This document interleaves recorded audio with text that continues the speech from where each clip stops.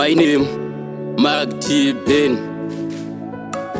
T-Power Range, ndiri chisvenje. Twendi panje. Ruwa moyo wangu, njiwe, ndokudiridzira, iwewe. Ruwa moyo wangu, baby njiwe, ndokudiridzira, iwewe. Umwe wangu wotse moyo muti. Rudo rwedu takakoka sefuti, ngatikwichidzire rudo semoto, nekuti umwe wangu rudo vaviri. Kunyangwe vakatuka vakanyomba, asi ndakadai wewe, ndakadai wewe. Kunyangwe vakavenga vakabata mushonga, asi ndakadai wewe, ndakadai wewe. Usazotengesa sa Judas, uya wekutengesa Jesus.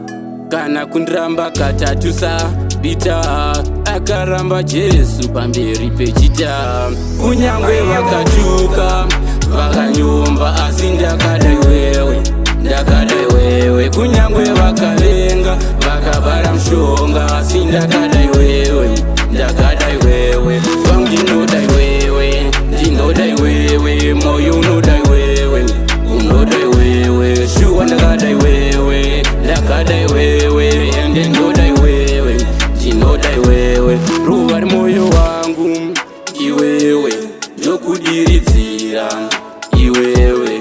Ruwa moyo wangu, baby njiwe, ndokudiridzira, iwewe. Umwe wangu wotse moyo muti. Rudo rwedu takakoka sefuti, ngatikwichidzire rudo semoto, nekuti umwe wangu rudo vaviri. Usazotengesa sa Judas, uya wekutengesa Jesus.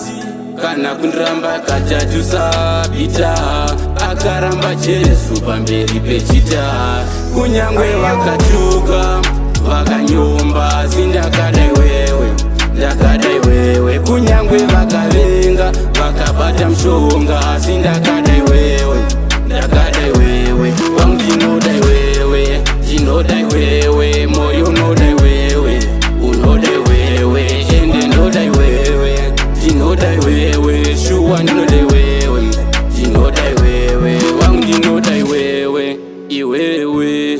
Moyo unodai wewe, iwewe, iwewe.